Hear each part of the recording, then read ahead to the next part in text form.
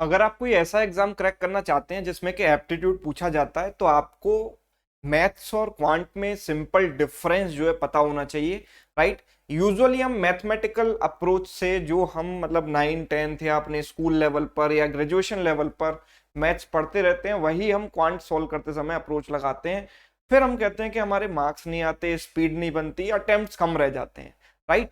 तो approach matter करती है। तो जैसे कि एक एग्जाम्पल मैंने यहाँ पर लिया है, इसमें हम इस एग्जांपल के थ्रू सीखेंगे कि इसमें मैथ्स वाली अप्रोच और क्वांट वाली अप्रोच क्या है ना, और एक्चुअली में मैं कहना क्या चाहता हूँ, तो वो चीज आपको यहाँ से समझ आएगी।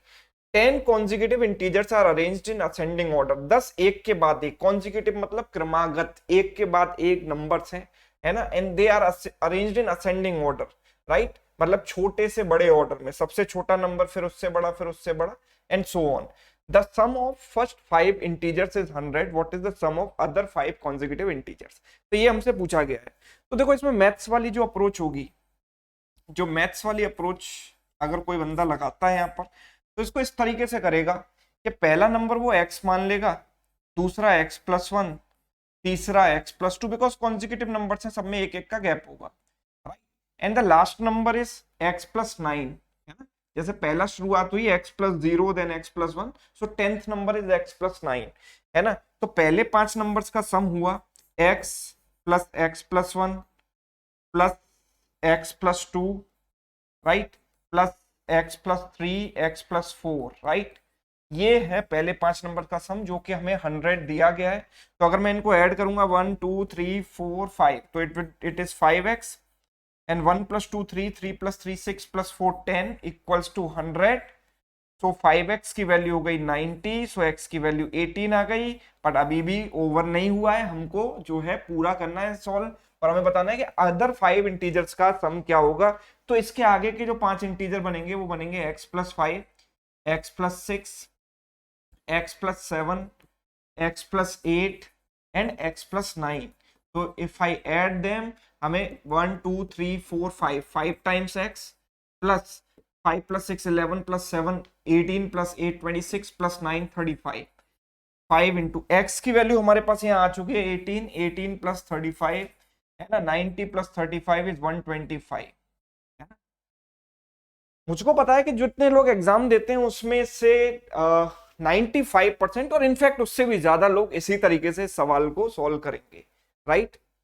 कोई दिक्कत नहीं है, आपका आंसर एकदम सही है, लेकिन प्रॉब्लम है कि टाइम लिमिट है ना। एक टाइम लिमिट सेट की गई है और उसमें हमको एग्जाम देना है और अटेम्प्ट्स को मैक्सिमाइज करना है। सो जो मैथमेटिकल अप्रोच है ये एग्जाम में काम नहीं करती। इस क्वेश्चन को बिना पेन पिक किए भी सॉल्व किया जा सकता है। अगर हम कुछ दूसरे तरीके से सोचें, हम ये सोचते हैं कि भाई 5 इंटीजर्स हैं 1 2 3 4 5 और फिर आखिरी के 5 इंटीजर्स हैं, ठीक है। अगर मैं ये कहता हूं कि भाई इन 5 इंटीजर्स का सम मुझे 100 दिया गया है ना, क्या मैं ये देख पा रहा हूं कि ये वाला जो इंटीजर है इस वाले सेट का जो पहला इंटीजर है वो उससे 5 ज्यादा होगा, 5 एक्स्ट्रा होगा। क्यों? क्योंकि सब में एक एक का गैप है, +1 +1 +1 +1 +1, सो 5 times +1, so it is +5। Second वाला इस सेकंड वाले से 5 एक्स्ट्रा होगा, थर्ड वाला थर्ड वाले से 5 एक्स्ट्रा, फोर्थ वाला फोर्थ वाले से 5 एक्स्ट्रा, और फिफ्थ वाला फिफ्थ वाले से 5 एक्स्ट्रा। मतलब ये जो 5 का डिफरेंस है वो 5 बार आया। दैट मीन्स इसका जो सम होगा, इन जो इंटीजर्स हैं, ये जो इंटीजर्स हैं, इनका सम 100 प्लस 5 का डिफरेंस 5 बार आया, यानी 125 होगा। इस तरीके से भी इस सवाल को सोचा जा सकता था, विद इन 5 सेकेंड्स इसको सॉल्व किया जा सकता था, राइट। तो अप्रोच हमारी जो है मैटर करती है क्वांट में, राइट। जो हमें मैथ्स वाली अप्रोच है ना, उसको भूलना पड़ेगा, और जो हमें क्वेश्चंस आते हैं तो उनको डिफरेंट तरीके से सोचना आना चाहिए, तभी हम उनको जल्दी कर सकते हैं। कैलकुलेशन स्पीड इतनी मैटर नहीं करती, है ना। जो आपकी अप्रोच है, जो आपका तरीका है क्वेश्चन को सॉल्व करने का, वो मैटर करता है, उसी से आपकी स्पीड बढ़ती है, राइट। तो ये मैंने एक सीरीज शुरू की है, मैथ्स वर्सेस क्वांट, इसका ये पहला सेशन था। ऐसे छोटे छोटे examples day to day basis पर, मतलब रेगुलर बेसिस पर मैं आपको यहाँ पर अपलोड करता रहूंगा वीडियो, ठीक है।